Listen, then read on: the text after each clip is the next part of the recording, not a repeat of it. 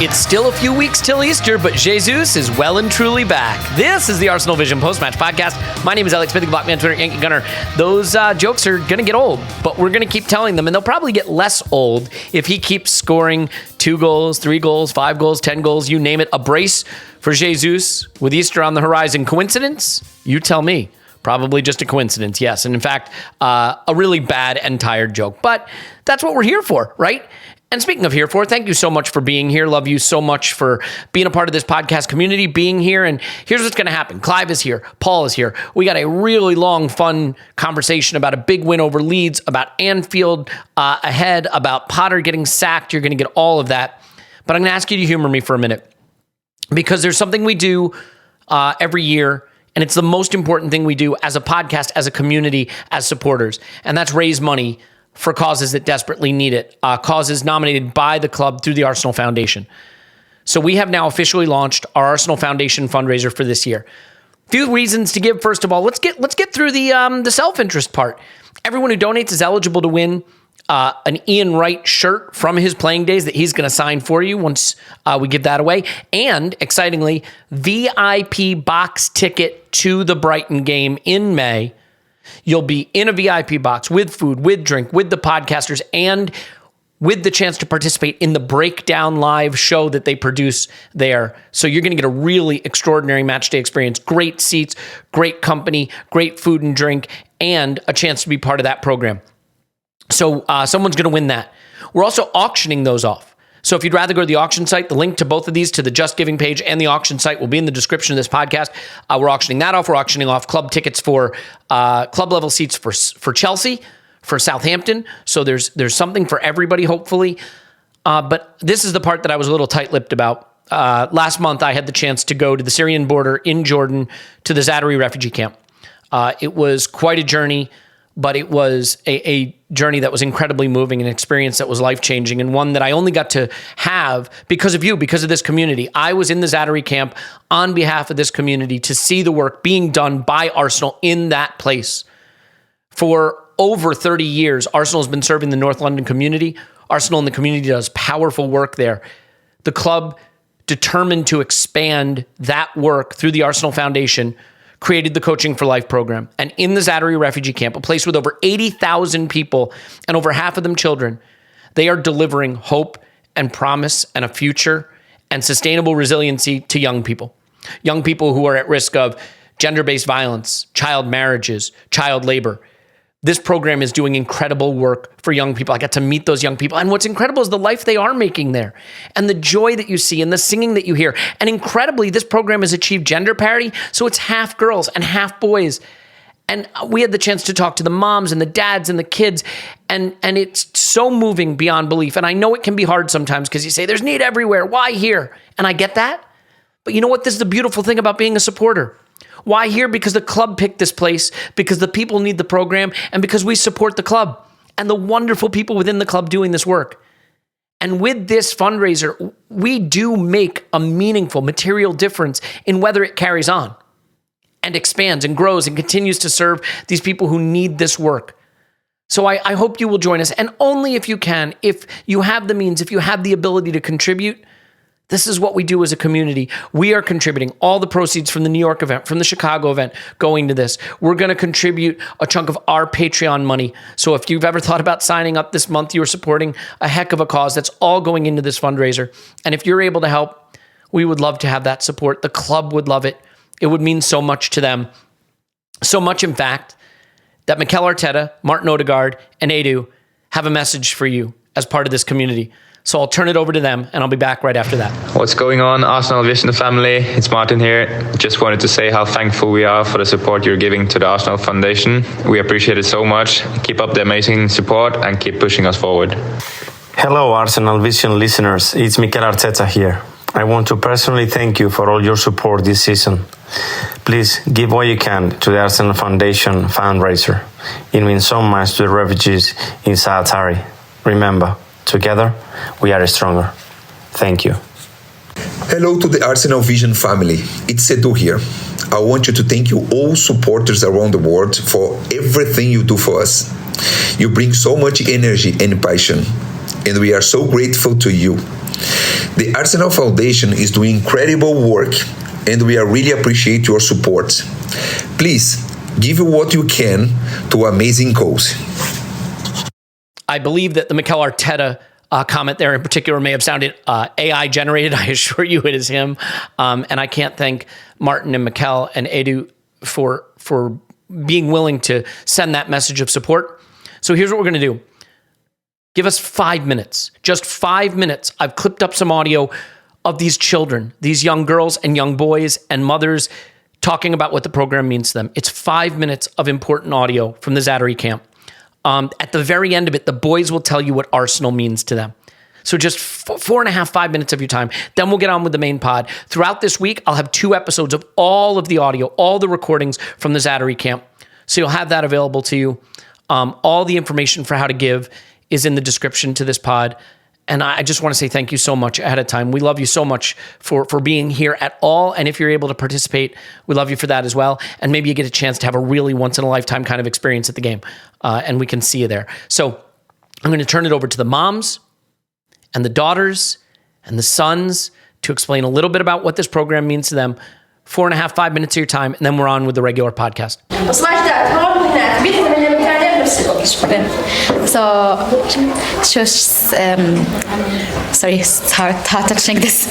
She said that the daughters now, and we are as the mothers and our daughters, we feel that we belong to the big world, and we feel that we are not alone in the camp. In the past, we really feel that we are alone, but because we know that this project is implemented in Arsenal and the community in London, we believe that we have some kind of relation between London and Arsenal, and there is something between us and the world. We are not in the refugee camp without any support from anyone. She said that maybe in this space I can forget about the world, about my home, about the issues, the problems, and just remember that I'm a child and enjoy my time and have these skills, and that's it. So for those 2 hours, I'm spending enjoying my time, have a new friendship, working on my personality, and that's it. Then I come back again to my world and the reality. Yeah. Thank you. شكرا. أبدعتي. شكرا. قد إيه عمرك؟ So she's turning 18 now, and she said that here in the center, it's about smiling and the laughs that you can see at the faces of the girls.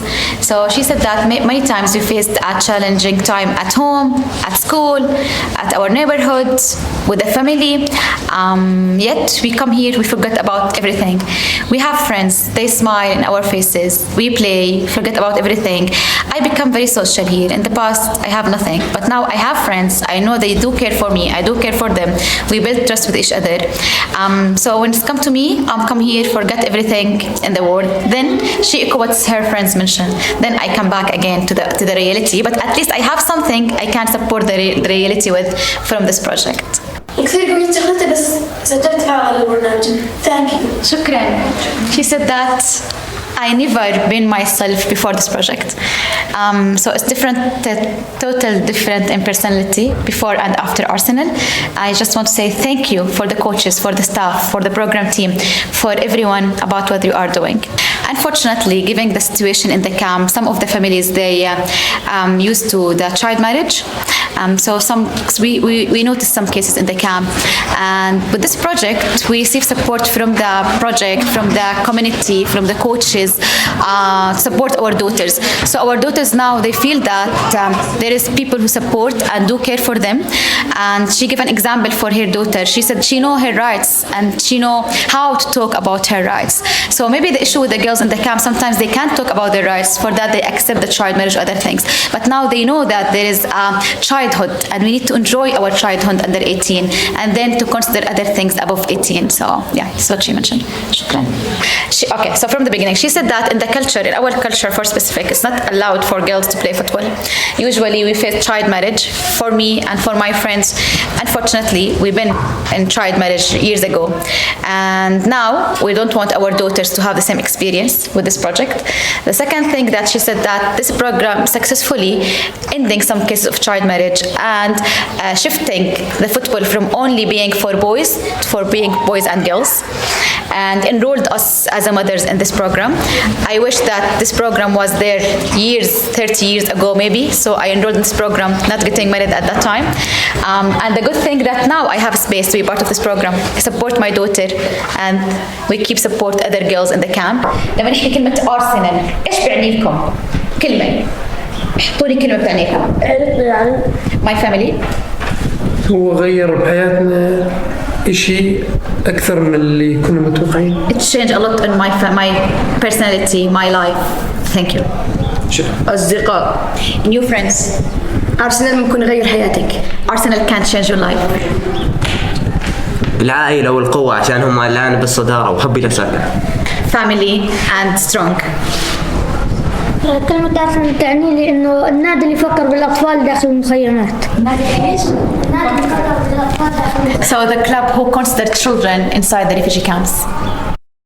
Okay, well, look, you've made it through that, and I appreciate you for humoring me, and I appreciate you, again, for being a part of this. We love you so, so much, as we always say, but now we do have to get on with the business of congratulating James for the birth of his child. Congratulations to James McNicholas on the birth of his first child, and he had a lovely message on Twitter that brought a tear to my eye, and you were free to check it out there. But now we are free to talk about Graham Potter getting sacked at Chelsea. No, I'm kidding. Brendan Rodgers getting sacked at... No, I'm kidding. Arsenal beating Leeds 4-1. That's what we're here to talk about. And here to do it with me now is Clive. You can find him on Twitter at ClivePAFC. Hello, Clive. Hello. How are you?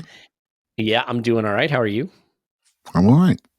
Got a bit of a sore head, actually, from yesterday.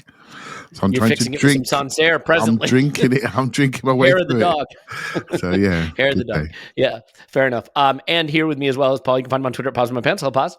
Woohoo! Congratulations to James. Good man, James. Always knew you could do it. Yeah, boy, yeah.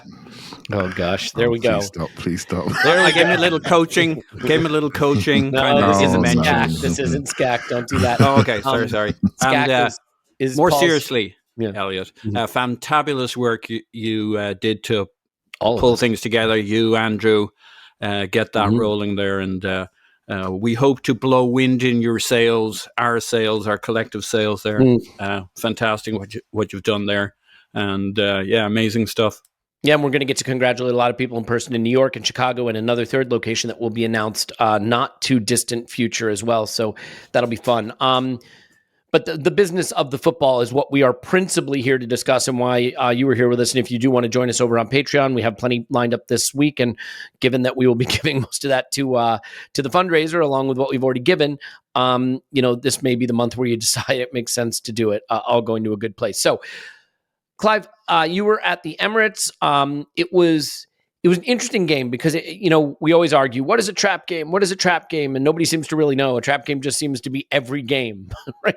Every game. Right now, every game feels like a trap for my emotions and my bowels. But like this post-interlull, Anfield on the horizon, City smoking Liverpool in the early game, this game felt like it could be a banana skin. And I thought it was an interesting situation. We've come to find out subsequently that there was illness in the squad beyond just Bukayo Saka, who was rested for illness, although well enough to be on the bench and to make an appearance. What was your thought initially of the decision for Bukayo not to play, not to start this game, for Trossard to start on the right instead? And of course, his timing is impeccable. Jesus' timing is impeccable every April, right? He knows it's time. Gabriel Jesus showing up properly back as a starting center forward for Arsenal in April. Thoughts? There's a lot there to take on, right? So I will say to you that I lost a bit of faith pre-game. I managed to get myself into a bit of a place where I was looking at Easter, Clive. No, it's not appropriate time for losing faith in Jesus. Come on. I lost a bit of faith. Or should I just say I was finding reasons to be nervous?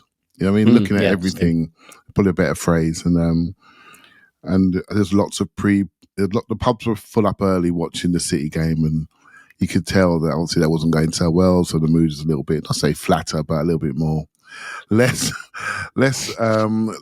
happy than if it could have been, And so I carried that into the ground with me, and I said on the IR, sometimes when you're too local, you see too much, and it can affect your mood. Do you know what I mean? As you walk into the ground, and so then I get into the ground. I wasn't in my normal spot, high up. I was a bit lower down, and I just was finding all reasons. Then Saka wasn't in the team. I'm thinking, oh no, this has just got banana skin written all over it.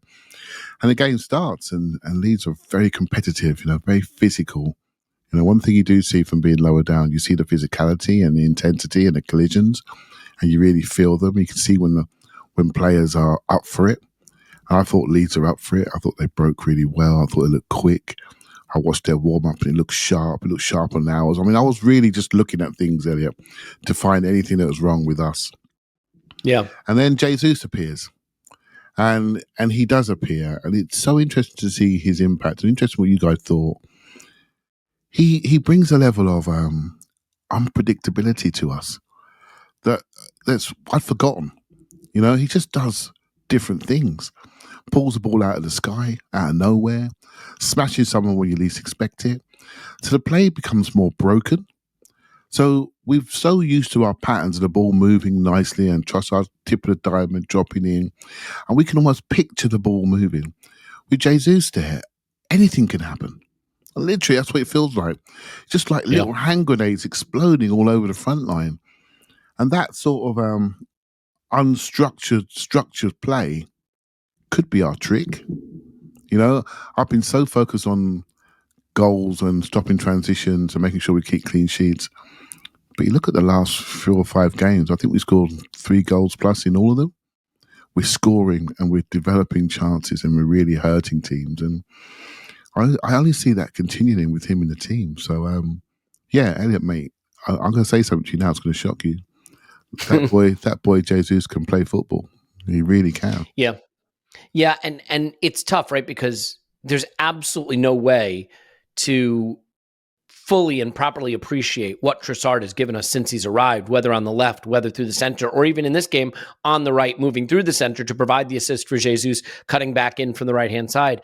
But what Jesus gives you is what Pep and City have talked about so often, which is being able to beat men off the dribble to provoke movement by the opposition, pull them out of place, and set up space to create scoring opportunities. And that's something that I think he does even a level better than Trossard can. Yeah, Clive?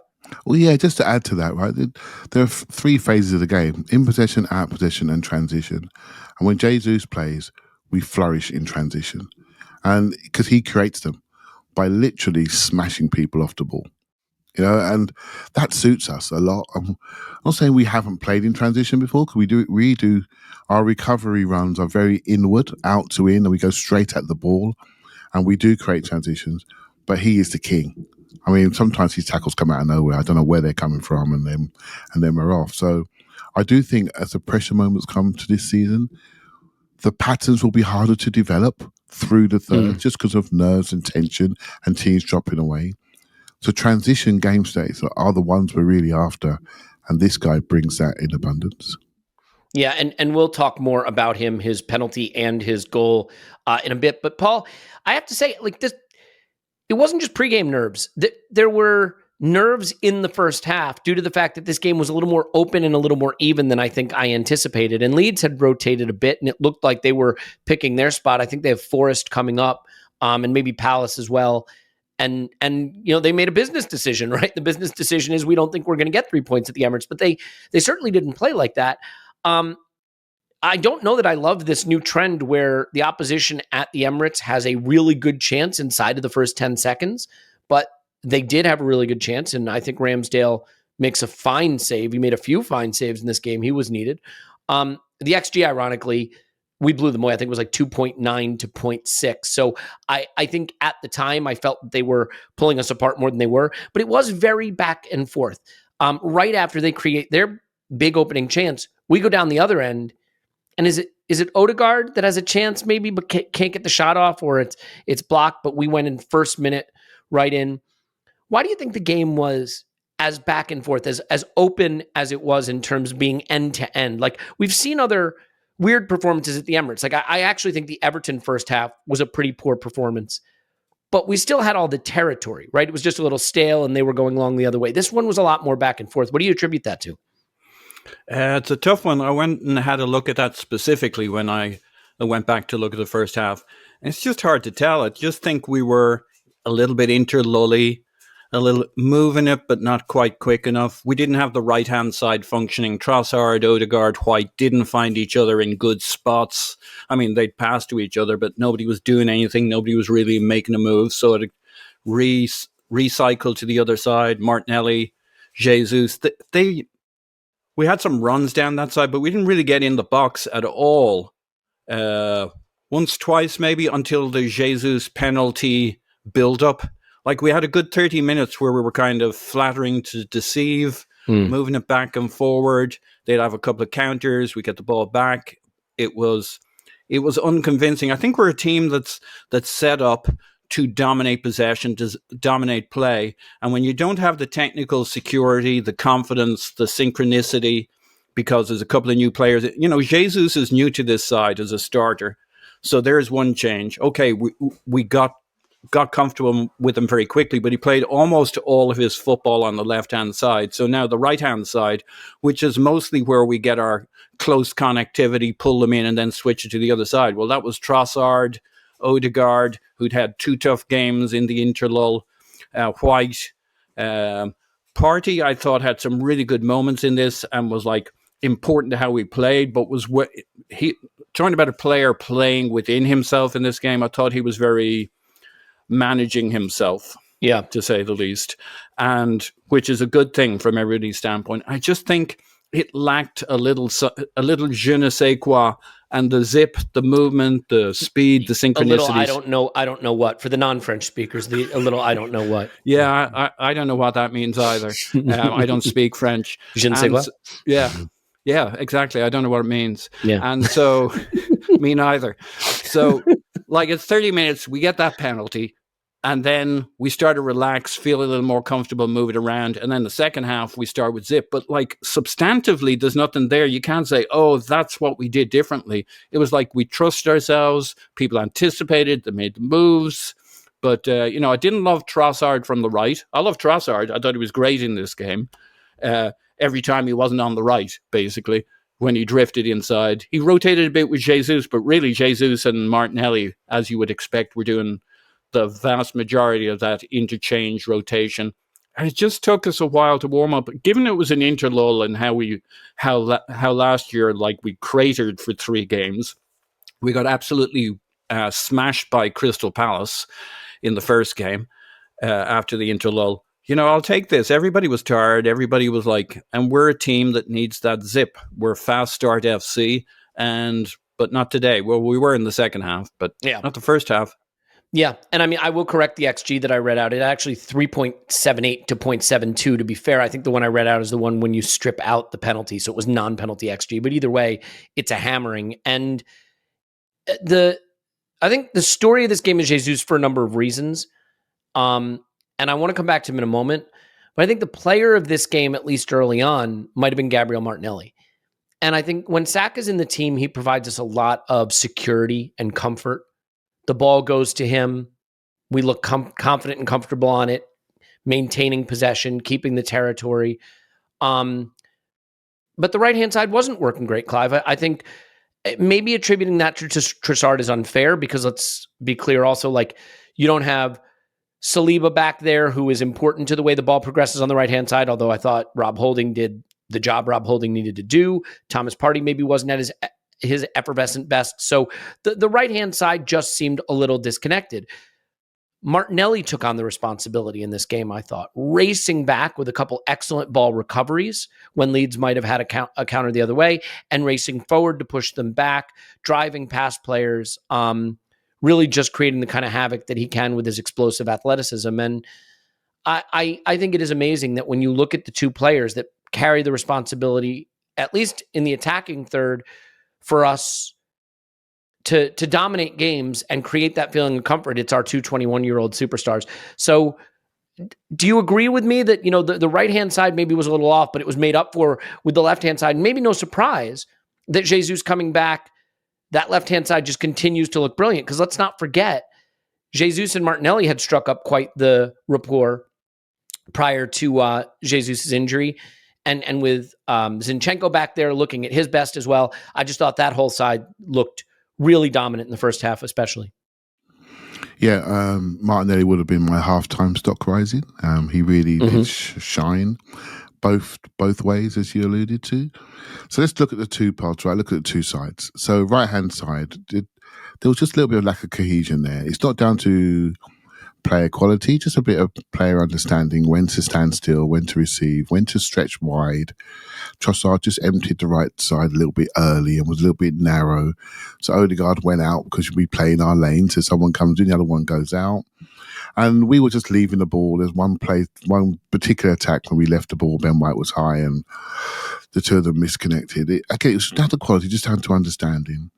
But I thought Jesus and Martinelli just said, we'll take care of it.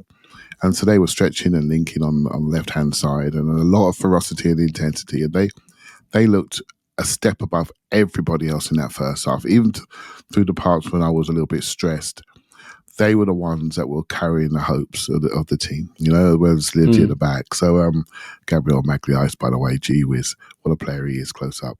And so yeah, I thought Martinelli was excellent. And the reason why I thought he was excellent in this game in particular, because we know him and Saka penetrate and link, but without our stretcher in Saka, Martinelli did a lot of it. You know, he really took on the burden. And throughout the season, it's a common trend. When someone steps out, someone else takes on the burden of that player. And I thought Martinelli took on the burden massively physically. He had 2 weeks off. He was rested. And for me, he was a star of the first half with Jesus in particular. Jesus more out of fondness, you know, to see him back, you know, because there were some bits there a little bit rough around the edges, and there were other bits I was worried when he's looking at his legs, looking at his knees. I'm thinking, just get up, you know, and because we just want him all to get fitter and sharper, and he looked fitter and sharper from minute 5. He looked so much better. He looked lighter. He looked leaner. He looked really, really good and agile. When you watch those two, Elliot, you know, the things I look at, or the things that really kill people, is they sprint to a high speed really, really quickly. And mate, they got some break discs in there. They can stop on a 6-foot, bang, stop. And it's just like, wow. And it's like they stop sharp and pop it off, get it back, bang, 100 miles an hour, get it back, stop. And if you're a defender, you know what you do? You stand back. You say, I can't go with these two. I'll just stand back. And they create room to play make. So when they're intense strikers, they force you to go back. And when you give them space, they become number 10 playmakers. If they get the ball to their feet, they become wingers. So these really versatile forwards, you know, my theory on wing forwards is the way to go.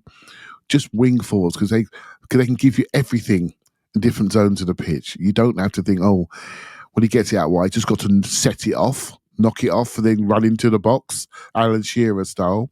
That type of forward wouldn't work for us. And he's a record Premier League goal scorer. But he wouldn't work for this Arsenal team. We need more from you in wide areas. We need more from you deep. You can't just stand between the sticks, you know. And so, yeah, I thought first half in particular, left-hand side was popping, mate, and the right-hand side was just lacking a bit of cohesion. But I'm not sure what was said at half-time.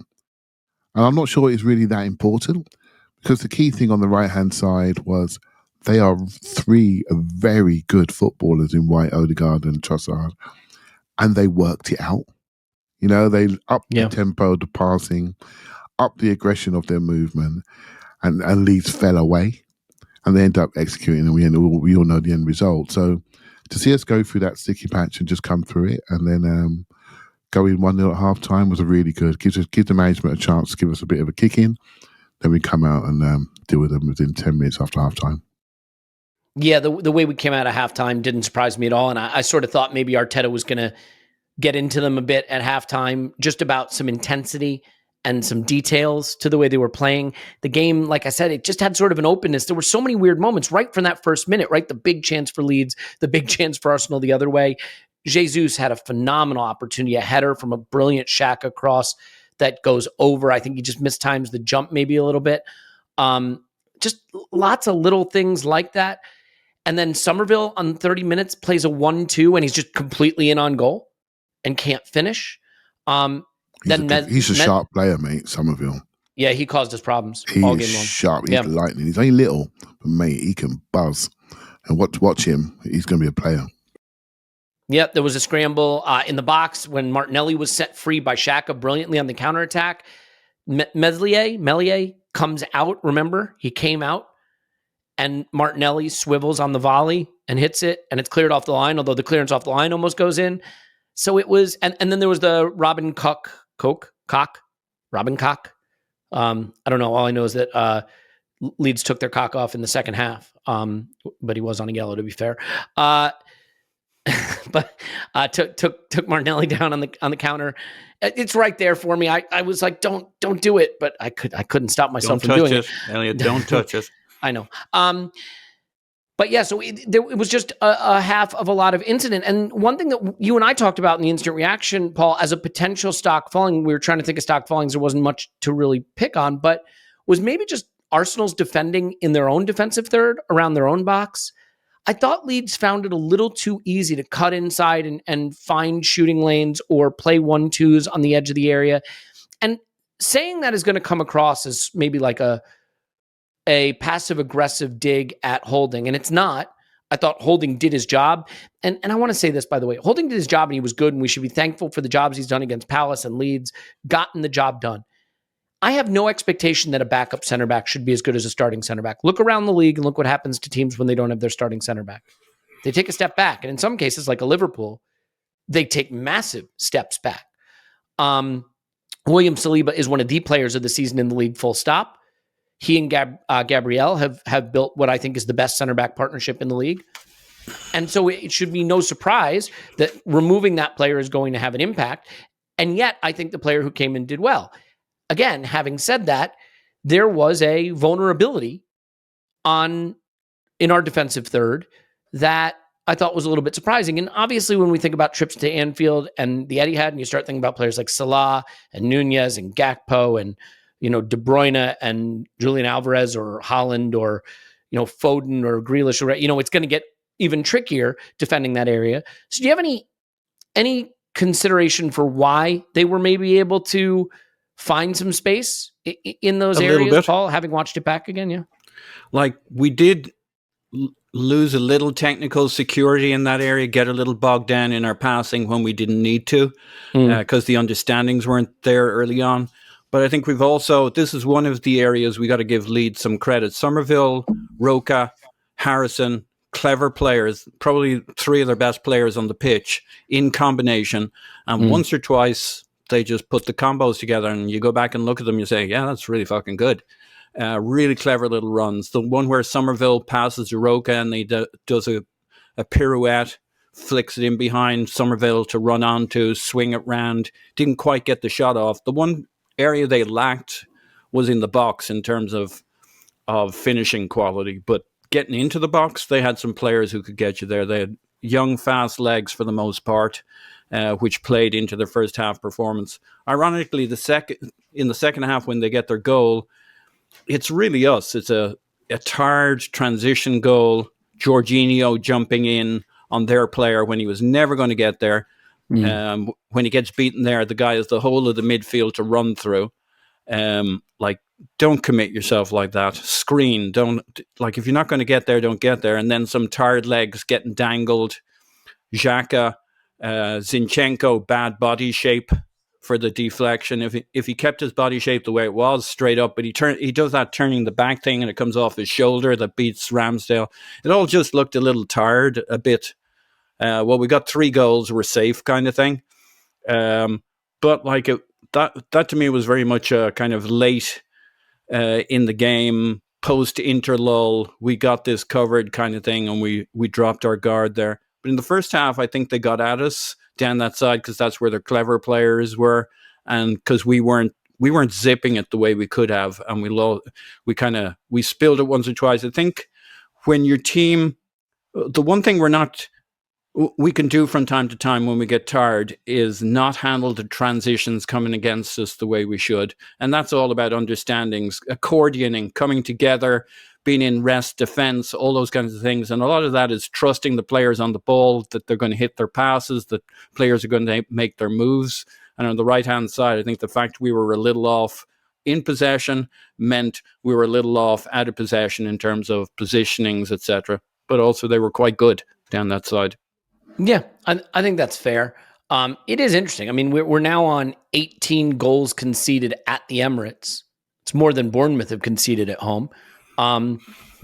But when you scored 42, like maybe there's no need to complain. And ultimately, we play a type of football that puts immense pressure on the opposition. And if you create 3.78 expected goals every game, don't sweat it if that means you concede a goal. Because you're going to win so many games, most games, the overwhelming number of games doing that. And so I think while we always want to see, I mean, look, especially as we're in a title race now and all of us are clenching at all moments, and we're not going to unclench until after the Wolves game or until after this whole thing is decided. Every time the opposition gets a chance, we're going to think, what's going on? Why did we give them that chance? What were we thinking? But like on the balance of play, we're not nicking games. We're dominating games. And so, the way we dominate games may just organically mean that the opposition has a few more chances, but not the quality of chances we have, Paul. Yeah, now I did want to mention like the first goal in the second half. Like it wasn't all different in the sense that we kind of solved our problem by scoring a goal right at the beginning of the second half with more energy, more intensity. But it came down the left-hand side. I mean, you couldn't have a more left-hand side goal. They were literally queuing up Zinchenko, Xhaka, Martinelli were all standing almost in a line on the touchline doing combinations. And so we actually got things going in the second half, again, leaning heavily into the left-hand side. White comes from nowhere on the far stick. But I mean, it's Martinelli's dribble beats, what's-his-face, Ayling, whips in a ball that we were debating. Was that brilliance or just lucky brilliance? I think it might have been brilliance, the ball. He threads it through with conviction to the far post. It's a brilliant ball. I mean, maybe a little lucky that it makes it to the opposite side, but it's a brilliant ball played in where he plays it. Yeah. And White off the underside of the bar just for dramatic effect. But I had no idea that was White. I was like, who the It was great the way he whipped in there. Did you see the quote too? Of course, I mean, it's becoming a bit now, right? They asked Ben White if Mikel let them watch the Man City game before the Leeds game, and Ben White said, "I don't watch football. I don't watch football." That was his answer. I love it. And his shithousing of I'm going to go with Meslier in the second half at the end of the game. Where he's like, I'm going to foul you on this corner when it was in stoppage time. It took brilliant. 2 minutes to take the corner kick. Clive, let's go back to Jesus for a second, though. Look, there's going to be games. This wasn't one of them, but maybe it was because at the time we hadn't scored yet. And the first goal, we know this, we've talked about this. These first goals for Arsenal, how much do they matter? There are going to be times we need to get something out of nothing. I mean, look at how City got past Palace. Just a little bit of trickery in the box, and Olise buys it and gives away a shitty foul. Jesus, he could have gone down three different times in that move. He's got players sliding at him all over the place. His 1v1 quality is going to create goals for us in games where the interconnections aren't doing it. But I was surprised he took the penalty. He has a very, very poor track record of taking one. But I think it was clear he wanted a goal. I think it's also really interesting the way we did what's becoming more common now, which is Odegaard faking like he's going to take all of the shithousing and all the psychological nonsense ahead of time, and then letting Jesus just step up and take it. Can you just quickly a little bit give me your thoughts on the fact that he took it, Odegaard being sort of the psychological shield for him, and the quality of the penalty and getting off the schneid for in terms of scoring, and I'm how a master of reading faces. Clive doesn't love that part of the question. I'm not sure what I can say because he's answered it as always. I'm thinking, what can I say? I'm going to ask and answer a question, but then you're also going to talk about what you want to talk about. So this suits us both, right? So so free swim. I guess the things in my mind, right? So Jesus. First goal. If I'd have had a wish before the game that he would score, and he did score because we all know he's streaky, and I think I said he hadn't scored since Spurs at home, which is a long time ago, right? So that goal was very important for him. Although he's experienced and he brings a level of respect, the opposition respect him. He also feels like a leader, but he's a sensitive leader. You can tell that emotionally he's not super strong. And so he needs this. Although he brings a lot of, I've done this before to the group, based on what we've read and heard, you can still see he's young in there. Do you know what I mean? He's young and he's still coming to terms with the leadership he has to provide this team. And so for him and his own emotional comfort, I think that was really important. And so, yeah, I've fallen back with him, and I did a bit on the IR about players that we think we know, but we don't really know them. I've watched Jesus for years. I didn't know this guy until he come to play for us. I've watched Trossard for years. I've really watched him.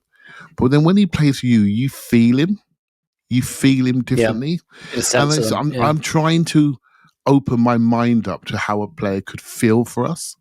And once we get them on the shorts and they combine with us, get them in the shorts, and they combine with us, they combine with our players, they transmit themselves to us. And how we feel about just so we're clear, you're saying once you get in his shorts, you get a feel for him. Is that no. have I translated once he gets in the shorts on the grass, right? I think that is key, and I think that's really important. That's really important. Sometimes when we're assessing people, think about what they do, what they could do with our players. I mean, I watched Ben White. I watched him at Leeds. I watched him closely. I watched him play in centre mid. I watched him play at centre back. I watched him absolutely dominate that team. I did not see the best right back in the league, because I'm telling you, mate, one of my lines, I'm telling you, mate, he is the best right back in the league. There is no way you can watch him and know anything about football and say to yourself, that guy is not super elite. He is the best right back in the league. I didn't see it a year ago. I didn't see Jesus bringing what he's bringing to us now and how we'd feel about him. I watched Zinchenko play, always injured, didn't see it. Trossard, didn't see it. And I think it's really important for us as we open our minds up to players and where they could be, where they're going, and they all get there at different times. We have a few players that are just, arriving in this team at the same time and accepting responsibility and roles, and we all know the combinations that we'd like to see primarily. And there's a bit of debate developing, and that'll develop again next year when the squad gets built out. But yeah, the emotional and physical and technical balance of this group is really, really good. And maybe I have to remember that more than worrying about results of other teams in the morning. That's affecting my enjoyment of the game, the first half of the game, because actually we're not a bad side. And again, I have to open my mind up to how players are arriving in our team and how we assess them. And I think we've got a few players that are playing above themselves, mate, really playing well. The best teams have gears. I remember Liverpool. There was a game we played against Liverpool. I can't remember. I think it was a home game. And we were in it. We were properly in it. It was maybe 2 seasons ago. And the next thing you know, it was 3-0. I think they beat us. Or 3-1, 3-0. And they had put their foot on the gas and blew us away in about a 30-minute period in the second half. And we have that now. We weren't great to start the game. It was a little open. We didn't have control of it. Jesus gets a penalty. We get into halftime. We come out, go to another gear. Next thing you know, it's almost 4 expected goals, and we've blown the doors off them. We had another gear to go to, but I think first goals are so important, and Jesus' ability to win that penalty when it wasn't totally clear where the goal was coming from. There were chances, but it wasn't totally clear. It unlocks the game for us, Clive. I just want to add, I remember that Liverpool game, I was at it, and I remember looking at the back line, and I remember looking at Lacazette against Van Dijk and Matip. And as you're watching this game, you knew that Lacazette was not going to be fresher in the second half than the first half. You're thinking, we're not going to win this. You could literally see our ceiling disappear. Well, I look at Jesus and Martinelli now, and Odegaard and Trossard zipping around. And then Saka comes on to the pitch like he's on a hovercraft, just floating across the grass. I mean, it's just a joke. You're thinking, they've got no chance. And it's the quality of player, maturity of player. They've got no chance. They can't run with us. They can't stop with us. They can't get the ball off us. Our first touch is too sharp. Quality of player has improved so much that it's making these games feel a lot better than watching Van Dijk loom over Lacazette and just basically bosh us off the pitch. Yeah, I agree. And I'll tell you something. I'm appreciating him now, so I want to be clear. It's not that I'm not appreciating him. But 2 seasons from now or 6 seasons from now, there's going to be sepia-toned videos going around whatever social media service has replaced whatever they've banned lately of of Zinchenko in this team and how he transformed us and how he wasn't fully appreciated. I mean, when you think about your left back stepping into midfield and being your number one passer in the game, having almost 100 passes and just pulling the strings, who's, double pivot, is Xhaka a midfielder, Partey's obviously, it doesn't matter, mate, because you got a left back who will play all over the pitch and play 100 passes at a high level. And oh, by the way, drop back and take balls off players and beat them first time, step around pressure. Zinchenko is enabling these beautiful, bright young stars in the attack to go, light up stadiums and score an unbelievable number of goals. And I just wonder if maybe it's going to be only with a little distance that we fully appreciate how that was done and how he enabled that. Paul, in terms of looking ahead, it's hard for me not to see this moment for Jesus as important. Firstly, maybe as the moment he comes back and says, all right, I'm the center forward for Arsenal now. And it is not a knock on Trossard. By the way, I love the quote. Did you hear the Mikel Arteta quote? Asked if he expected Trossard to be as good as this in his wildest dreams, Mikel Arteta said, quote, I have very wild dreams. And then a subsequent reporter asked, I'm sure they're all about football, right? And he just kind of cocked his head to the side like, come see, comes out. An interesting couple of stats from James Bench here. Yeah. Je ne sais quoi. Since the day he signed for Arsenal, Trossard has as many assists as every Manchester United player combined. He has more assists than every Chelsea player combined. There are 9 other teams with a combined assist tally that is less than Trossard's 7 for Arsenal. I mean, he's just been extraordinary. And his assist for Jesus' second is beautiful. One thing that I noticed in real time is he checks over his shoulder to see Jesus making the run and then angles his body to be able to play that ball back. What I love about Jesus, you dirty liar. I am a dirty liar. That is not true. I did not notice that. In fact, I said I didn't think Trossard knew Jesus was there, and Paul not only shot me down pre-pod, he gave me the video evidence. But the mistake Paul made is he told me that off mic, where I had the ability to update my opinion and not embarrass myself on mic. So, touche. Yeah. Maybe you learn a thing or two there. I had similarly thought, I'm going to jump in there. I'd similarly thought that it was just his instinct about where he fires in the cross. And then when I was watching back, I'm like, holy shit, he just does it for an instant. He checks over his right shoulder, then jinks the other way. Like, it's almost like he takes the feed of Jesus making the diagonal towards the 6-yard box and decides to ignore him. But it turns out he wasn't ignoring him. He goes the other way, cuts it back perfectly into Jesus's pass.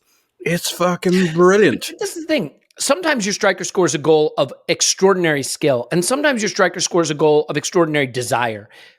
Jesus wanted another goal. He always wants another goal. He always wants to go again. And he makes a run into a hurtful space that nobody else is marking. And he's rewarded by a beautiful Trossard pass. But Paul, and he was disappointed to be taken off. He wanted his hat trick. He wanted to stay on. I love the mentality. I think Jesus is going to become the first choice center forward now. And I mean, taking Trossard out of this side is not fair to him, but it's not about fair. It's about talent. And we've got bags of it all over that front three. But I think what Jesus gives us in his individual quality to create things out of structure and to win balls back and to harry and press, I just think it's a little bit more urgent for us that we have him in there. But how important do you think it is, Paul, now that we go into the run that gets pretty tough, that Jesus has these 2 goals under his belt, that goes in, if he does start at Anfield, not going in with the hasn't scored since, the derby last year, but goes in coming off a brace and really feeling like he's back.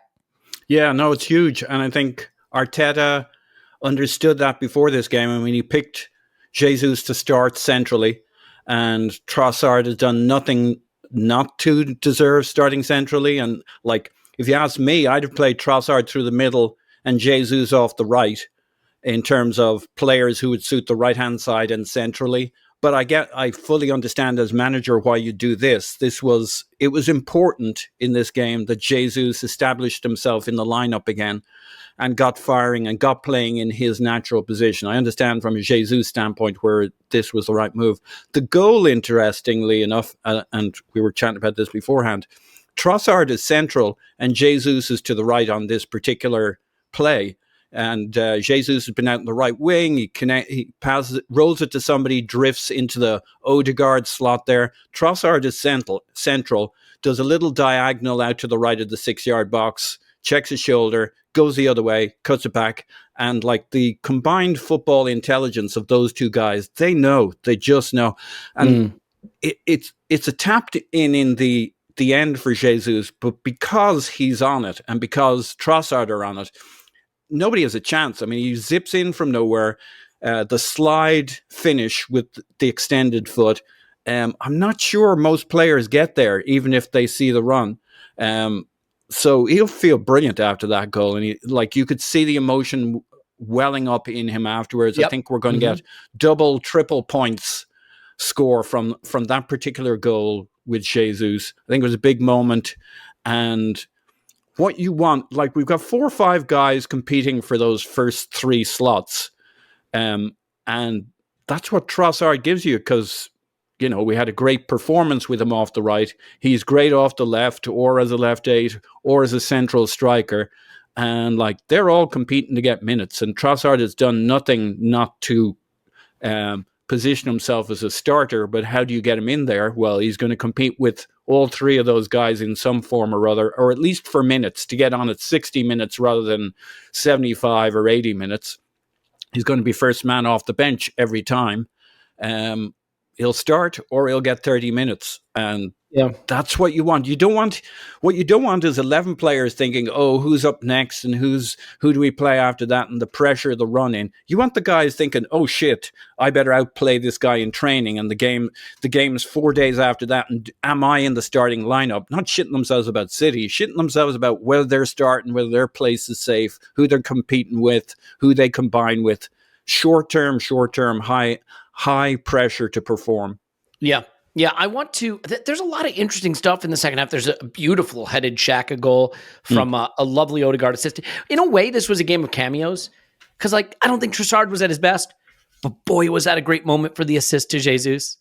And I don't know that Odegaard was at his best, but boy, was that a great assist, for Granit Xhaka, and a beautiful headed goal. Little cameos here and there that just sort of stood out. We still have to have a little time to laugh at Chelsea, who have sacked another manager this season. I think they're up to 2 this season, so congratulations for them. And United getting pounded at St. James Park. I will say, I think United's title chances faltered today. I think this was a blow to those title chances. All kidding aside, Manchester United, who are title contenders, quadruple contenders, and are back under Erik ten Hag, have a pretty good chance of finishing 5th. And right now, they are 3 points better off under Ten Hag than whatever previous joker they had last season. That's how back they are. So let's just keep that in perspective. We're going to talk some subs. We're going to talk some Smith Rowe, a few other things, maybe a little bit of Saliba fitness, and look ahead to Anfield. We're going to do all of that. But we're also going to tell you about Shady Rays. And I'm going to tell you something. I love their sunglasses. Yeah. It's getting to be spring. It's getting to be summer. It's getting to be outdoor time. Maybe you're going to go snow skiing. They do polarized goggles. They do premium polarized sunglasses. They have customizable snow goggles, I should say. They just have great styles. There's a lot of styles, so you have a lot of things to choose from. You go to shadyrays.com and you use promo code ArsenalVision. You get 50% off on 2+ pairs of polarized glasses. But here's the thing that's really bananas about this. Every pair of sunglasses is backed by a lost and broken replacement. If you lose or break your pair, even on day 1, they told us they will send you a brand new pair. No questions asked. That's ridiculous, because the only time I ever buy sunglasses is when I've lost or broken a pair. To date, they've donated over 20 million meals to fight hunger. And as you know, we believe in philanthropy here at the Arsenal Vision podcast. So love that about them. If you don't love them, you can exchange them for a new pair or return them for free. So you have 30 days to try them out with a risk-free guarantee plus the lost and broken replacement. Go for it. Go to shadyrays.com. Use code ArsenalVision. 50% off 2+ pairs of polarized sunglasses. Try for yourself. The shades rated 5 stars by over 200,000 people. And try something that goes inside your body as well. What would that be? Oh, I think you know. It's Athletic Greens AG1. AG1 is 75 high-quality vitamins, minerals, whole food source superfoods, adaptogens, probiotics Basically, look at the shelf in your home, wherever you are, that's got all the gummies and vitamins and nonsense that you take. Look at whether sugar is the first or second ingredient. It probably is. It's not the stuff you want to be taking, and you're taking so much of it. You can save the money, you can save the hassle, you can save the waste of time. Switch to AG1 for recovery, for energy, for gut health. A big reason I started taking it before I was even asked to talk about it on this podcast.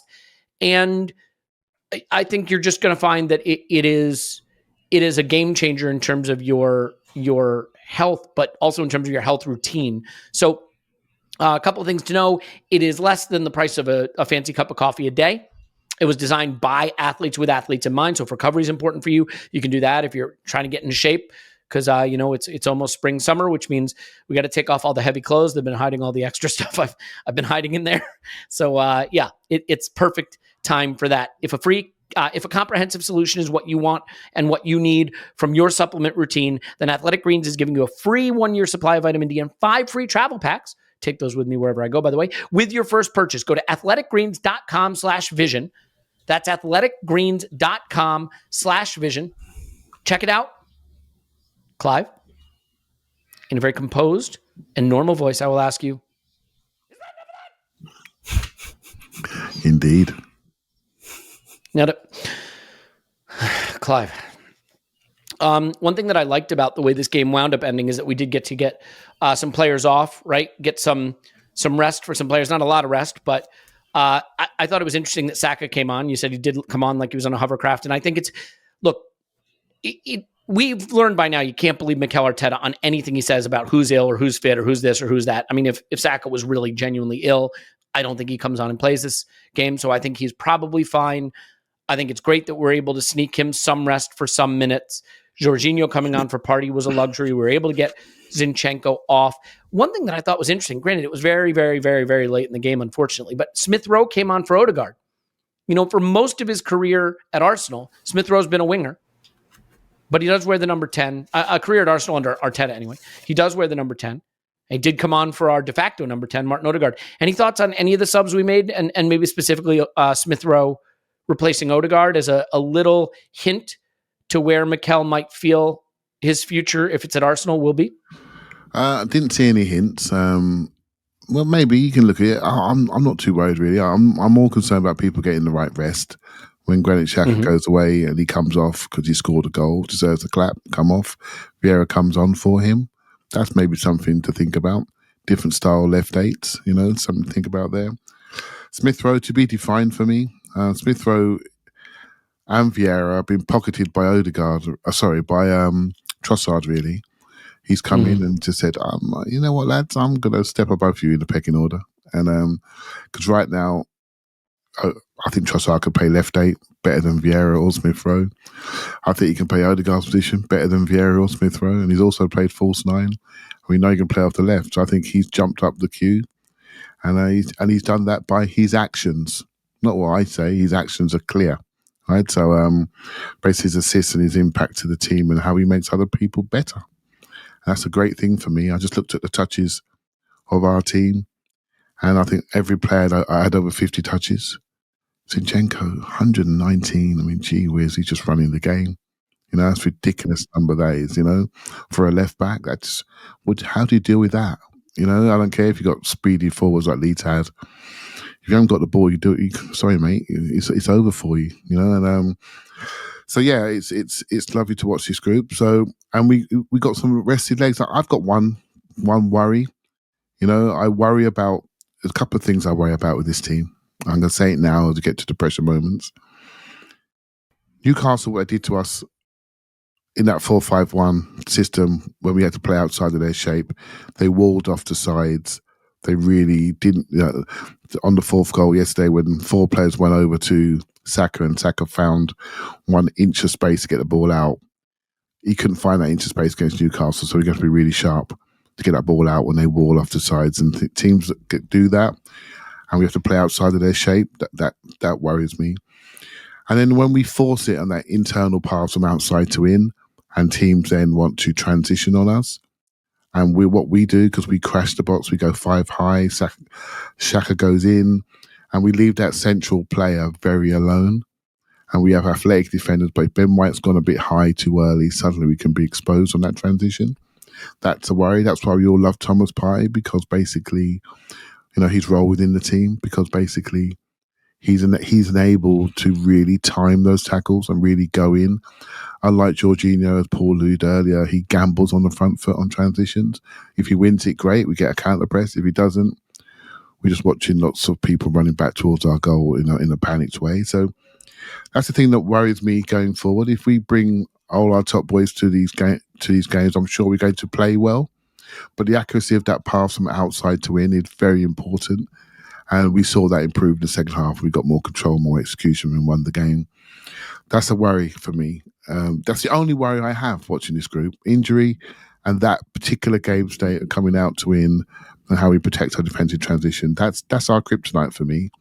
And we managed to get away with it because our defenders are brilliant. And, but I will say this. How many games now is Aaron Ramsdale making saves? He made 4 saves in this game, all from inside the box.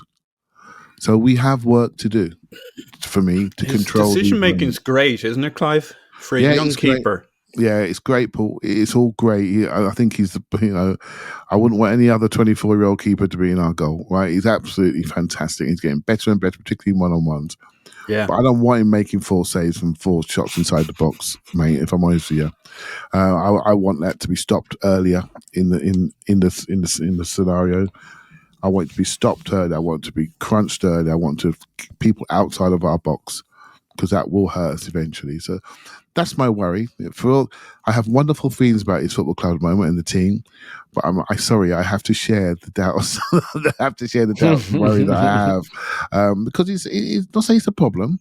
I think it's something to be concerned about. That's all, and just nothing more than that. When you've conceded 19 goals at home in a season where you're this good, hey, you raise an eyebrow at that.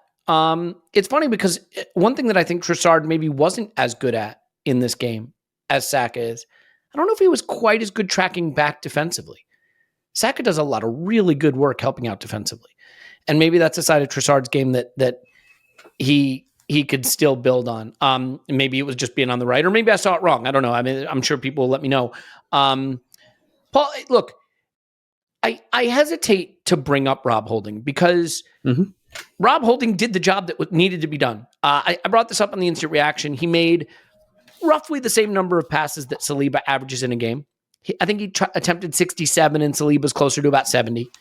And he completed a few less than Saliba would. Saliba's about 91% passer, Holding was about 87%. About the same thing. Maybe not the same silkiness necessarily, but he did a really nice job. He was perfectly fine. I think there were a few times when he maybe got turned or maybe looked a little nervous running back, and he does. I think he has always been a little nervous about engaging 1v1 in the duels. And so either he's over aggressive, like we saw in the Palace game. Remember when he went through the man? Was it the Palace game? He went through the man high up the pitch early on, or he'll drop off. So I think there are little things. But as I said earlier in the pod, I don't expect my backup center back to be my superstar, William Saliba. I expect him to be good enough, and he was good enough. The question now, though, is what we think happens going into Anfield. Mikel's given very little away. He said he was very hopeful Saliba will play again this season. You can read that as Saliba will play again this season because he's very hopeful of it, or you can read it as saying it that way is a hint to how serious this might be. Saliba was filmed on the pitch, high-fiving with Gabriel at the end of the game and moving around like, hard to tell, right? Because he's not going to be in a back brace, obviously. If he was in a back brace, like he's not playing anytime soon. You just don't know. Backs are tricky.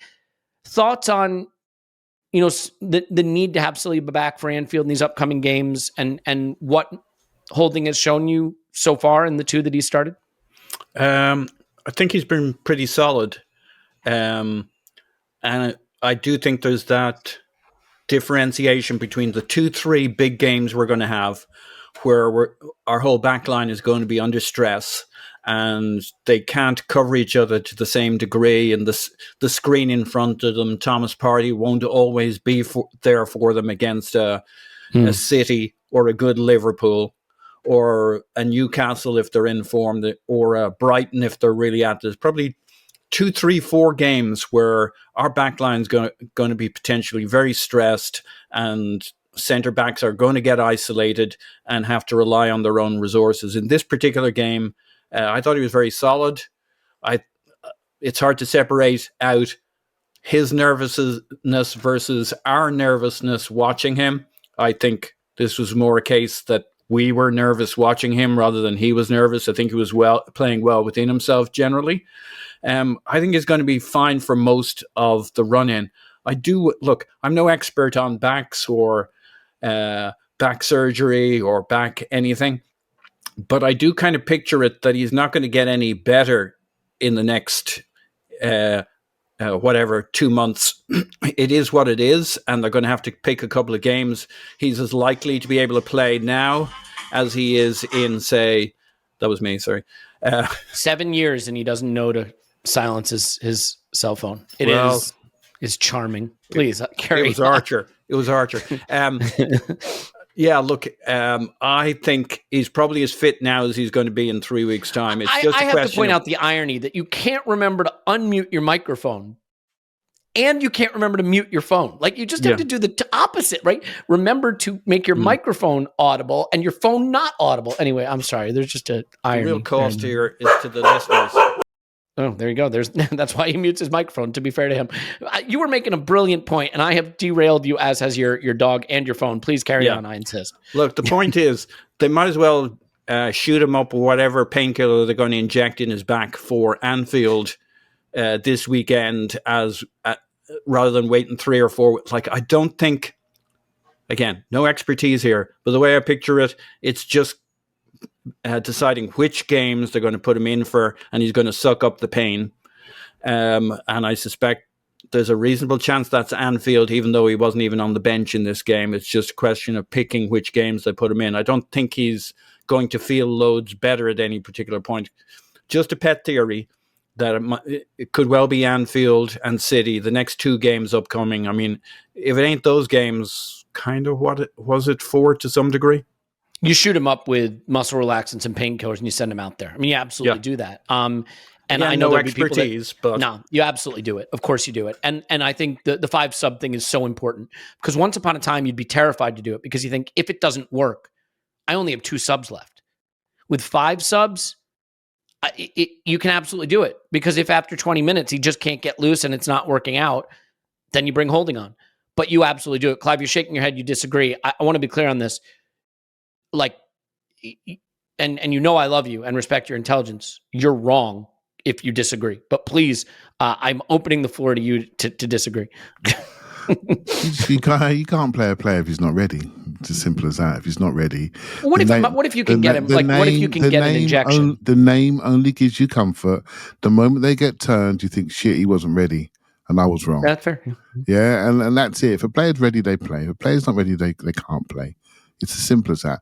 We went to Newcastle last year. I'm sure if it's Ben White or Gabriel, had literally had a hamstring 2 days previously, and they rolled themselves out. Ben White, he was on the pitch, but he wasn't ready. And we got and Callum Wilson running behind him about 20 times. If Ben White was fit, he catches him every single time. Right? So Ben White was there, but he was ready to play.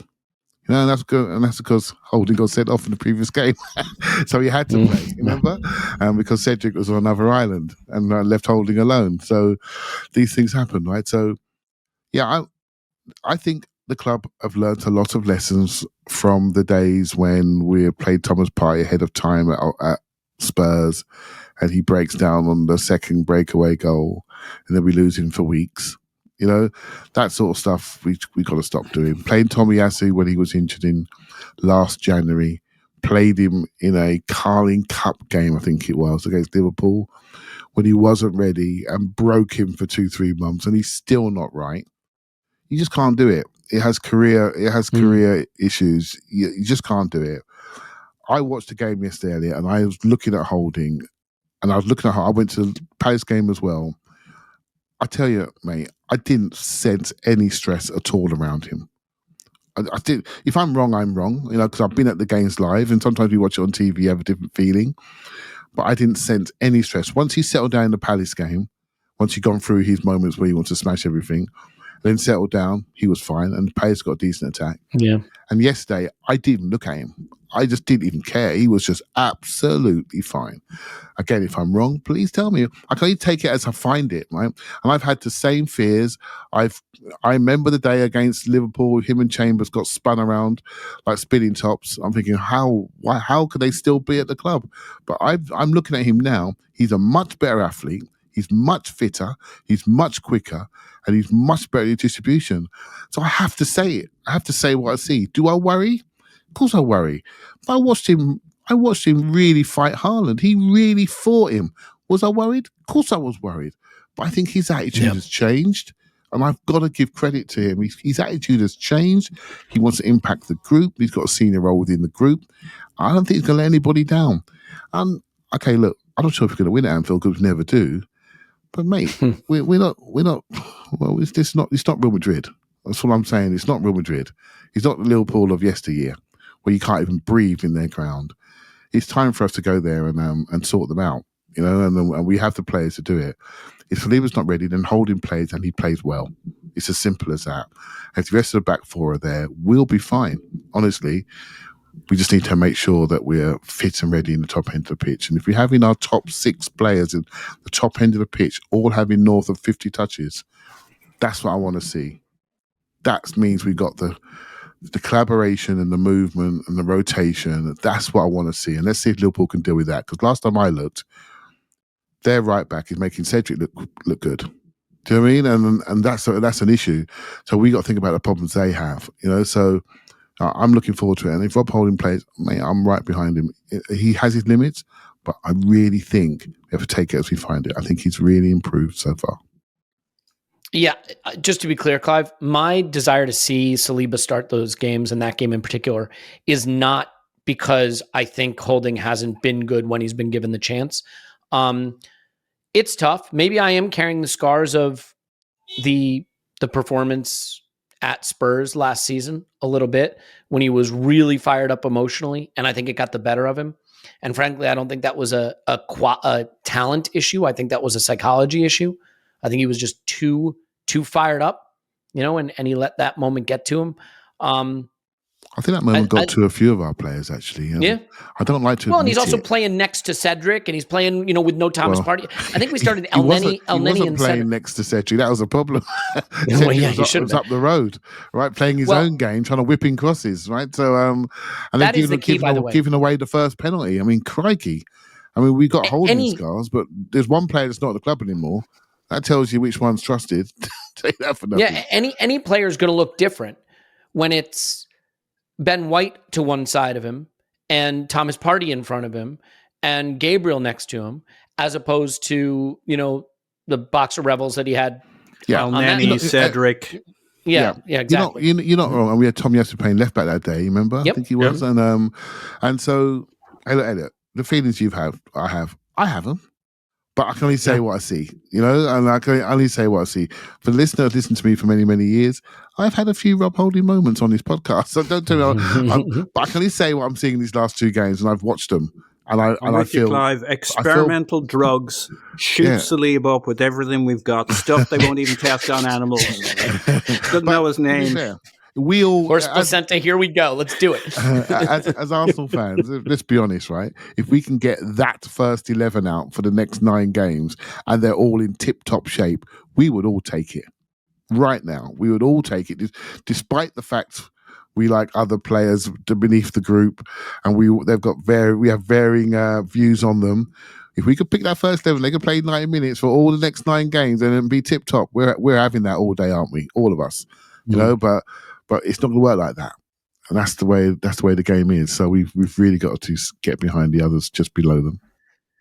Yeah, we can do a full Anfield preview on the Thursday pod, and we'll have a lot of stuff over on the Patreon side too. So I don't think we need to do too much on that. Paul, before we shift gears a little bit to a couple other conversations, anything else from this game that stands out to you? I think, frankly, I just think that this was the kind of performance that, in a way, I'm going to say it in a weird way, so please, everybody, bear with me. It validates some of the things I was trying to articulate in previous seasons when we said, can Arteta coach an attack? And, why we had some of the anxiety we had, right?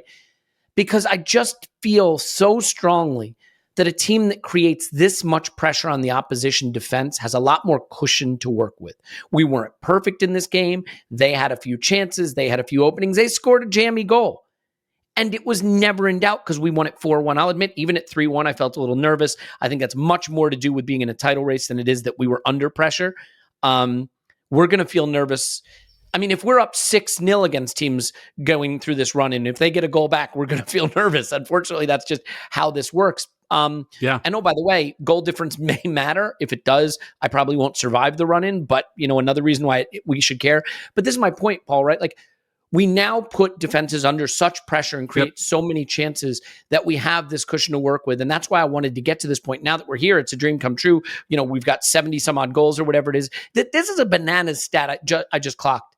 We're 30 points clear of Liverpool as we record this. If I told you going into this preseason, we'd have a 30-point gap on Liverpool in April, you'd say there's no way. Do you want to know what the turnaround is? We are 52 points better off versus Liverpool now versus the end of last season. 52-point turnaround. I mean, that's just astonishing stuff. That's a lot. So, it's a lot. So I do want to quickly laugh at Chelsea, but did you have any other bits and bobs in this game? Yes, I do. Look, I think psychologically this was a significant game. There was the whole interlull, not fumbling the ball, getting your 3 points. The 3 points is the most important thing, kind of. But actually the really important thing out of this was City played before us. We responded. They got a 4-1, I think. We got a 4-1. Theirs was against Liverpool, who were possibly worse than Leeds once that game played out. Leeds, I think, were far more creditable until at least early second half.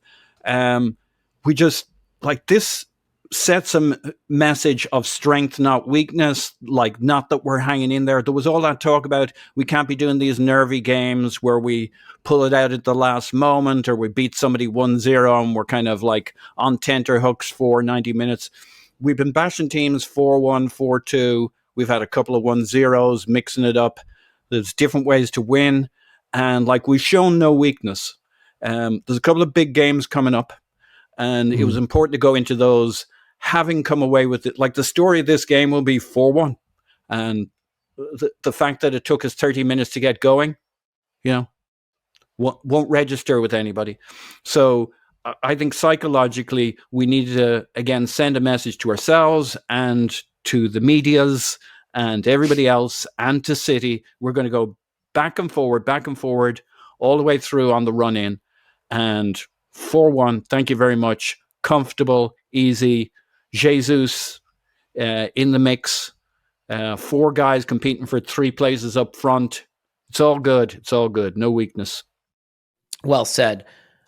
Clive, I know this isn't your strong suit, but we're going to hit the Schadenfreude for a minute here. Arsenal go into the week rested and ready. Liverpool, who's up next for them? Having just been beaten by City? Chelsea. New manager bounce, baby. Chelsea FC. Meanwhile, Manchester City, who do they have next? New manager bounce. Leicester City. We'll see. We'll see if that matters. But Chelsea will soon be on their 3rd manager of the season.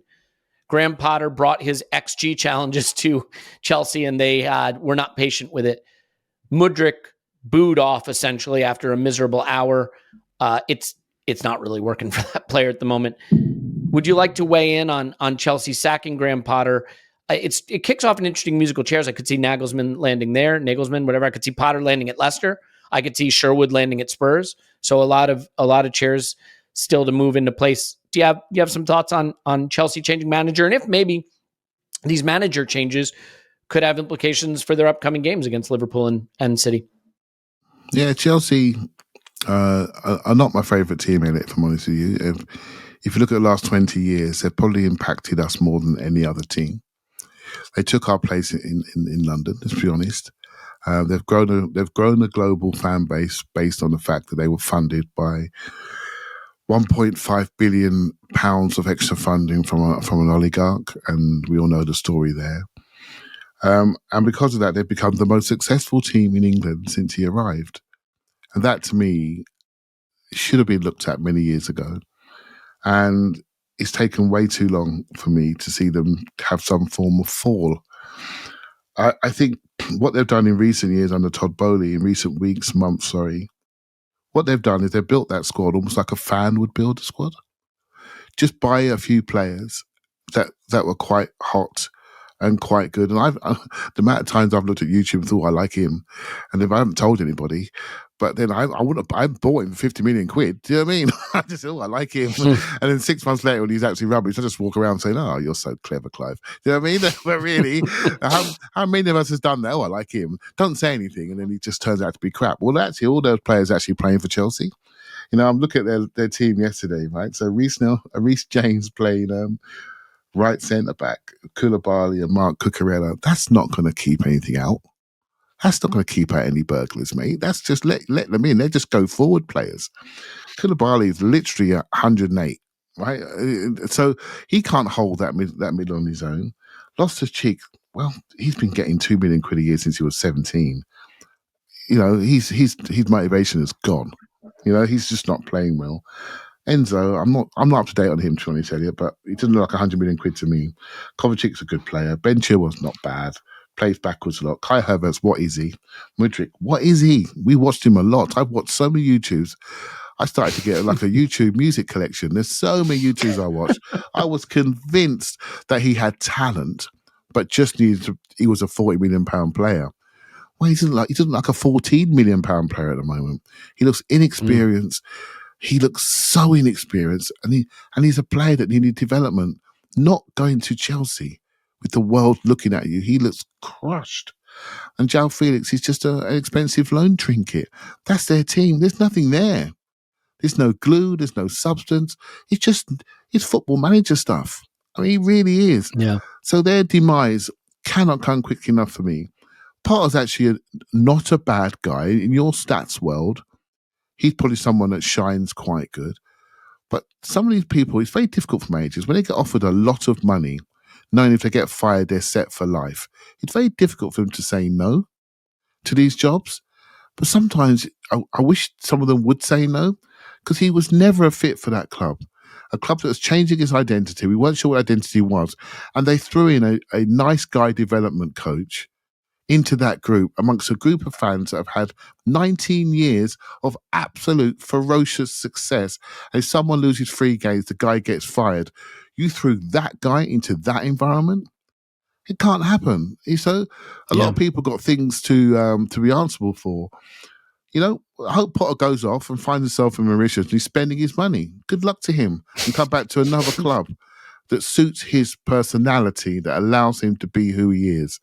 As for Chelsea, they're going to probably end up with Nagelsmann, right? So things could turn very quickly, right? So because he's an interesting guy, an interesting coach, but again, is he a football manager coach? Do we know anything about him as an individual? What's he like under pressure? We don't know enough. He's a very interesting tactician, but again, they need to think carefully about how they develop their next managerial role. There's a few trinkets out there they could go for, right? So, as far as I'm concerned, not a club I'm a fan of at all. In fact, they're close to Spurs for me, if not worse than Spurs, because what they've done to the English game, how they've disrupted the market, disrupted the financial serenity of the English game. And so I think they've got a lot to be answerable for. So the quicker they can disappear, the better. It's so interesting, right? Because this time of the season, when you're in a title race, all you think about with these other teams is how did the thing they just did impact what we're trying to do? And City and Arsenal both play Chelsea still, right? So, but they play him a little later. So maybe they do get Nagelsmann in, but he hasn't had the impact yet. And they come to the Emirates and, they get a bit of a kicking, but then he starts to make the impact and they have a say in how this title race plays out when they play City. I mean, you just don't know. Can Leicester show a little bit of resolve, Paul, when City play them, with no manager? I doubt that. I mean, will they even have a new manager? Maybe Graham Potter will wind up there. Certainly not going to happen between now and when City play them. Do you have a thought on the dominoes that might fall with Potter being sacked and Rodgers being sacked, and the fact that we play Chelsea and City play both of those teams? It's like just kind of throwing things up in the air where you don't know in a way, we've got our lead. The knowns are fairly known. There's a couple of critical games that didn't involve those teams or haven't until this point. I thought we had the Chelsea thing nailed down, but then so did City. So now there's a bit more of an unknown. I prefer fewer unknowns because we're the guys with the lead. So I don't love that part of it, but it's not necessarily bad news. It does feel like something happening to other teams in another league, though. We're so much in our own stream within this league. I watched United and Newcastle today, and I didn't really care. It doesn't. You know what's funny, Paul? I loved it, and I found it hysterical, and I was laughing at United. And then I thought of that wall of noise and the way that crowd urged them on to beat United. And I thought about our trip to St. James last season and the one we have coming up. And I'm like, that is a scary place to go, unfortunately. It is a scary place to go, but I think they might get a bit of a surprise because they're going to have to play a little football, unlike when they came to the Emirates. And assuming we go with all our big boys, specifically having Partey in the team, having Jesus, we play them with Nketiah, who I like as a player, but had we had Trossard, we really got stuck against Newcastle because they had 2v1s against Saka and against Martinelli, and we couldn't break that part of it down. One of the things I liked about this game we just played against Leeds were the two crosses floated in, one to Jesus for the header that he got just over the bar, one to Xhaka that he buried for the goal. Mixing those things up when somebody's got a line of 5 or 6 defenders, they were basically trying to do the same thing, have defenders across the pitch. Newcastle will have to play a little more ball against us, and there's a bit of danger there. But I fancy us this time around. I think they're going to get a little shock compared to last year, compared to their success at the Emirates when they basically played coward ball against us. They can't do that at St. James's. They're going to have to play a little football, and they're not going to pin Martinelli and Saka to the touchlines this time around. We got way too much sauce for them with Trossard, Jesus in the mix. I'm okay. The good news is they've got a pretty easy run of fixtures between now and May 7th when they play us. They could legit have top 4 sewn up when we show up there. Yeah. Now, granted, they weren't really playing for anything when we showed up there last season either, but it may just be they may be that step closer to the beach than they were when we got there last season. I don't know. I think psychologically that was an important time for them last year. But I still don't think they'll be on the beach this time around. They're having too much fun. I just think they're going to get a surprise. Yeah, Clive? No, I agree, Paul. I think last year it was a TV game, and they wanted to announce themselves as a big club again, and we walked into them. Sometimes you walk through a door at the wrong time, and we walked into them at the wrong time. And we were limping as well. They could smell blood, right, Clive? Yeah, they did well against us last year. They beat, the games we've lost in the last couple of years, I've gone, we're a bit unlucky there. We missed a couple of big chances. Even against Newcastle at home this year, we missed a big chance, although I thought it was a fair result based on the effort that they put in. But last year, they beat us up, man. They beat us up proper, and there was no debate. No debate. They beat us up proper. We could not get anywhere near that game. This year now, we've got far more control, far more controlling players. We control the ball a lot more. I think they're going to be on the transition, much like Leeds tried to do, and they've got stronger athletes, shall we say, bigger athletes on the transition. They can take the ball and really run through us. So it's going to be about our ability to control the ball against them. I think Newcastle are very, forget the things outside of the pitch, which I'm not an expert on. We all know, we've all got our feelings on that, but we can't change the fact the owners are there and they're coming, right? So, but they are an interesting project and how they're building their team.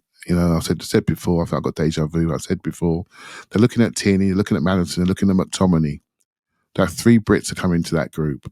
Hard-working, strong players, and a trickster in the middle of the pitch, giving them some creativity. And they spoke today on TV about having strong athletes in the team. That's what Eddie Howe wants.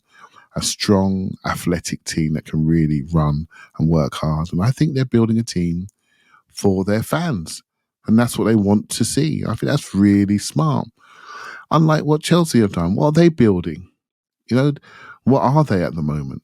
Same with Spurs. What is their identity? What are they trying to build?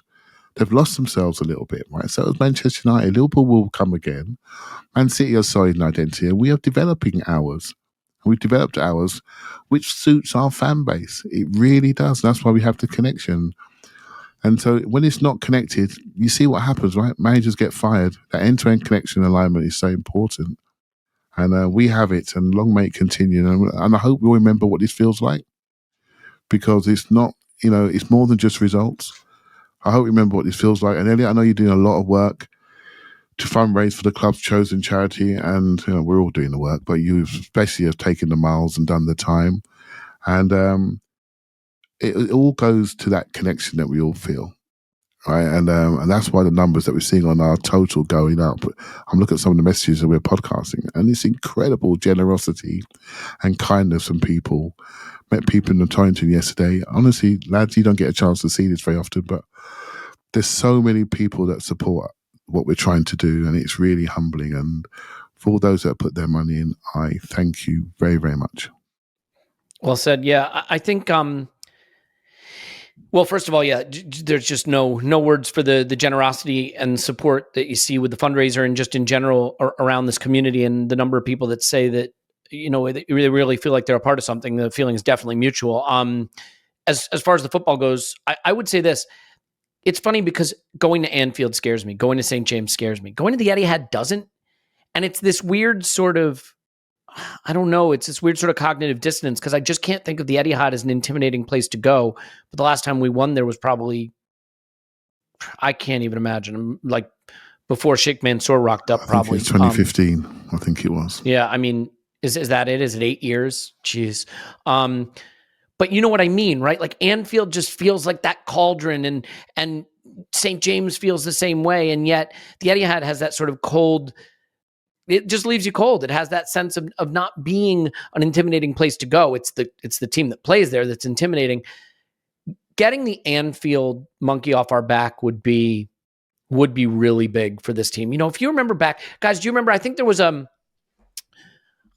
a series of episodes earlier this season that I said, like, let's prove it was the title of one episode, and like we proved it or something was. I do you remember, Paul, you made fun of me? I had like a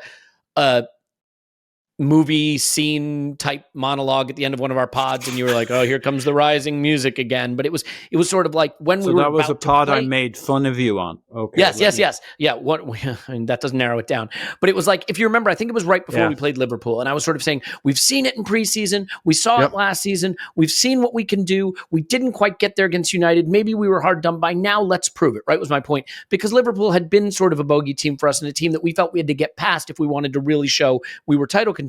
And now I feel here we are at the tail end of the season, and it's trips to Anfield and St. James and Etihad that we have to prove it if we want to be champions. We proved it against Liverpool and other teams early in the season that we were legit. Now we have to prove it at the end of the season if we want to get to the promised land. And Anfield feels like the first monkey to get off our back. I mean, as a final word here, they are absolutely gettable. Defensively, they are a shambles. But at home, let's make no mistake about it, they beat Manchester United 7-0 at home. They have a plus 25 goal difference at home. They have only lost 3 games at home. This is more like the Liverpool we think of than the one away. I can't see it being anything other than a score fest. We're not going to do a full preview, but just in terms of the importance psychologically of getting something in Anfield and believing that we have that in us after all these years of not doing it. Is it really that big? Because it feels that big to me. It is that big. Look, they're going to have Nunez starting, I assume, next weekend. And like, we may think he's funny, but he's a force of nature. He's a force of nature, yeah. And he changes the energy of a game. And so, and there's a good chance he may be coming down our right-hand side closer to our right centre back. So, like, it's going to be a tougher game than it might feel it should be based on the football we've just seen from Liverpool. But yeah, we should be going there to stress their defense.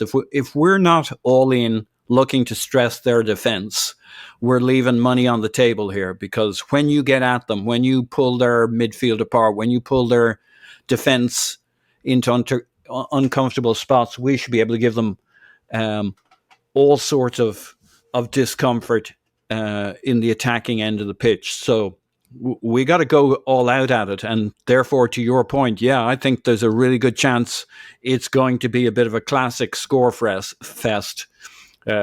Potentially a number of goals on both ends, a nail biter right to the end. And that's how it should be. When you go back and you write the story of this campaign, when we come away victorious with this title or not, it's going to have a few games like this. It's a huge game for us. We catch them with us in a good moment and them questioning if they have a plan, if they have a boat that holds water. And we've got to absolutely stress the BJs out of their back line, their midfield, and give them hell. But yeah, it's been a long time since we've beaten Liverpool at Anfield in the Premier League. On the other hand, our star isn't rising anymore. It's risen, and theirs is on the wane. So could hopefully be a bit of a classic we like. It's a fixture that has been blockbuster entertainment through the years, but way too one-sided recently. We fixed that on the away in the away fixture earlier this season. Now we need, the home fixture. Now we need to fix it in the away fixture. I think we can leave it there. A lot to do on the Patreon side this week, a lot to do on Thursday previewing this game, a lot of hopefully information to come out about fitness and things like that as we head into it. Liverpool play on Tuesday. I think that's an advantage for us. Any little edge we can get. If they pick up 4 or 5, maybe 6 red cards in the Chelsea game, it doesn't hurt.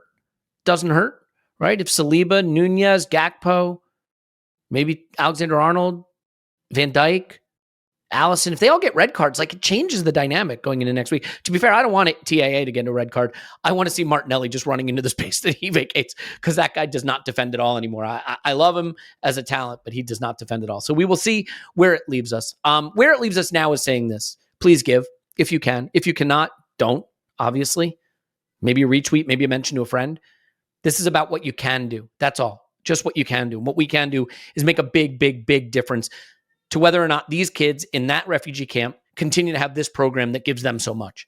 It's about being supporters of our club that we all love, them saying this is a cause that matters, and us saying we agree it matters, we will support it. And that's all we're doing. And having the chance to have been there firsthand, it is worth doing. There's an auction site if you want to bid on tickets for Chelsea, for Southampton, the VIP box tickets. Ian Wright will be signing a shirt and giving it away to one donor. We will be giving away a VIP box ticket to one donor. All of that to come. Most importantly, we love you and can't wait to see you at live events. Can't wait to see you somewhere at some time and share a drink or a hug, or a hug while holding a drink, or whatever the case may be. Because we really appreciate you and really thank you for being a part of this. All the information will be in the description of the episode. Clive's on Twitter at ClivePFC. Thank you, Clive. Thank you very much. Paul's on Twitter at Pause My Pants. Thanks, Pause. Woohoo! Tim's doing the women's thing, women's football thing, I should emphasize, given, what's going on with James and stuff, not a second baby thing going on with Tim yet, as far as I'm aware, but he is doing the women's football thing, hence no Tim on this pod, but will be in a pod very soon, and so much more to come. So as we always say, we love you, and we will talk to you after Arsenal 10, Liverpool 0.